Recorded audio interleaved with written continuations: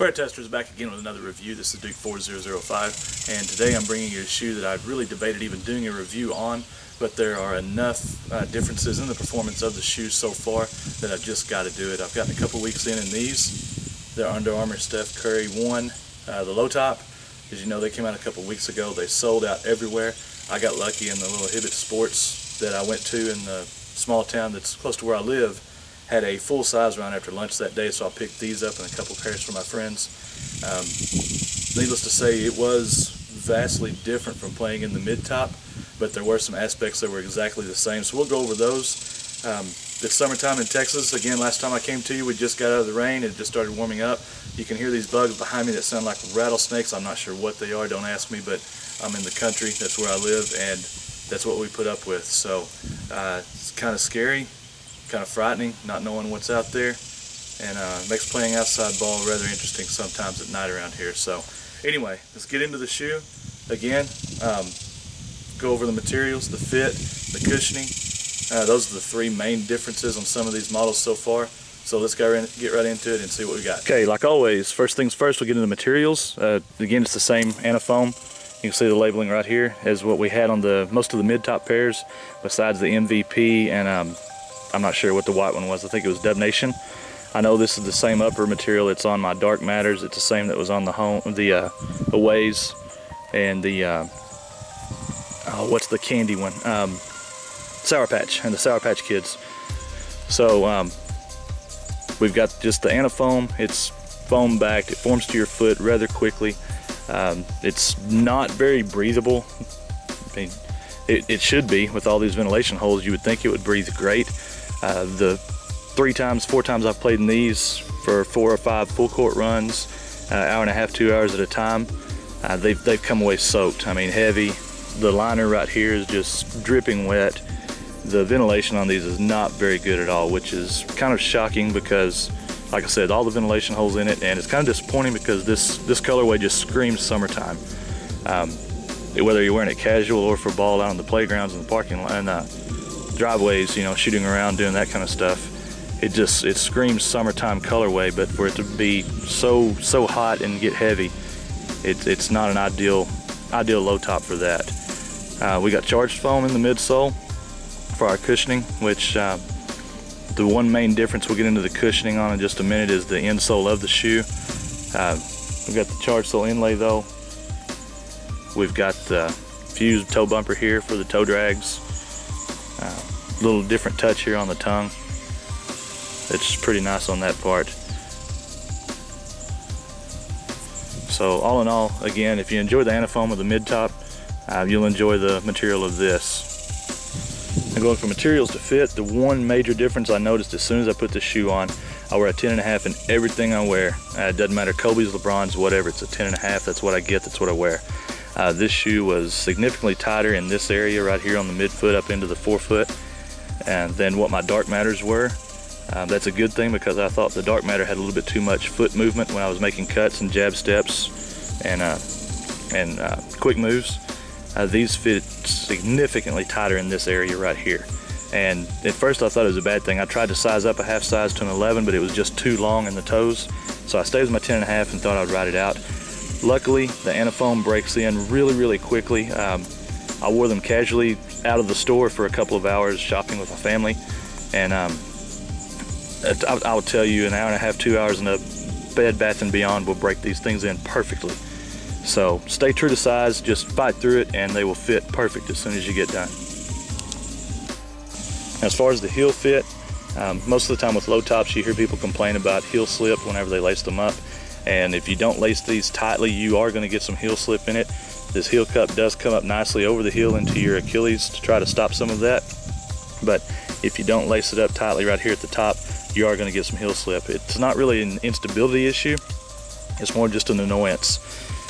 This heel cup and the frame that goes down into the the midfoot, will really keep you upright and keep you stable. So if you can put up a little bit of heel slip, you can loosen the laces while you're playing. If not, tighten them up and you're good to go. The other major difference I've found playing in these is the cushioning, which we'll get into next. It's your same charged foam, same midsole as what's in the mid. The difference to me so far that I've found is the sock liner. And I knew immediately when I stepped into these that they felt more cushioned, they felt more responsive and softer. I really thought the charged foam had a dead feeling while you're standing around, which is what they're supposed to do. If you read what charged foam is, it doesn't really react until your body reacts and puts some force on it. So the charged foam standing around in the mids just felt like a slab of rubber under your feet. These had a little more bounce to them, had a little more cush feeling to them, and the theory I've heard is because it uses a open cell Ortho Light sock liner, whereas the mids use the Micro G sock liner, which is a little bit sturdier. It's a little bit more solid, so your stepping comfort of these is going to feel great. While playing, I did feel a little more bounce in the forefoot under the balls of my feet, a little better reaction time in these. I don't know if it's because it's a mid and it's lighter, or if I'm imagining things, who knows. I know I'm not the quickest guy around, but I did feel a little bit better in these than the mids. So just know that on cushioning side, that's what you're going to get. The charged foam does its job. My body felt great after playing in them. No knee pains, no ankle pains any more than normal. Nothing jarring up my back. You can see it's really thick here in the heel. So it's got that going for it. If you happen to land off on a rebound or something, you're going to land backwards or laying back on your heel. You're going to be fine. So the midsole, again, pretty much what you've got in the mids.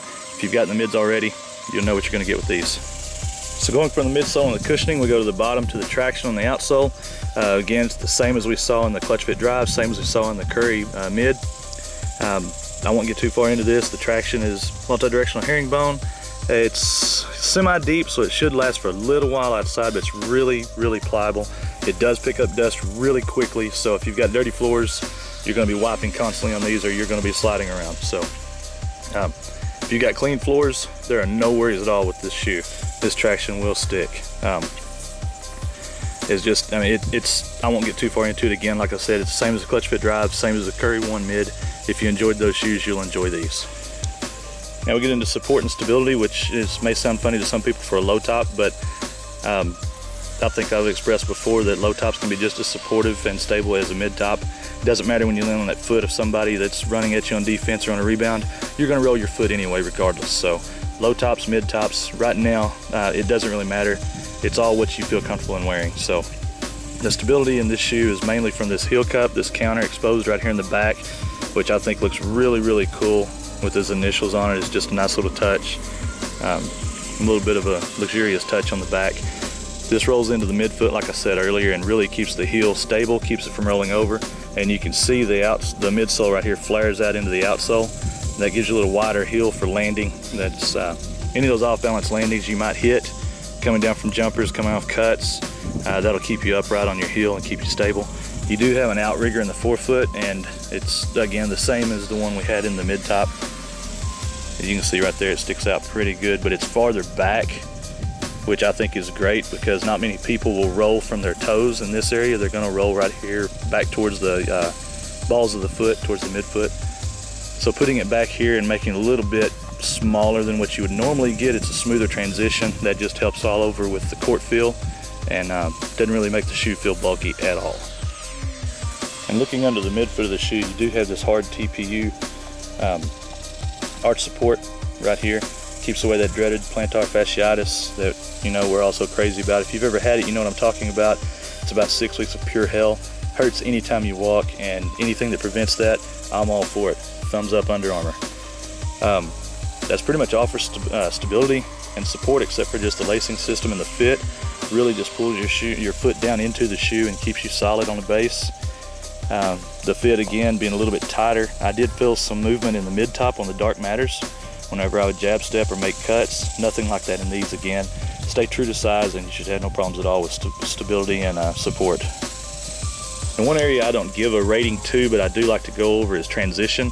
The Under Armour, when they first started out with the Black Ice and the Bloodline and the Supreme and those first four or five shoes that I reviewed for Under Armour, they had kind of a slappy feel, while if you were paying attention to it, you could really tell it. It felt like the heel hit and it rolled into the forefoot instead of all being one smooth transition.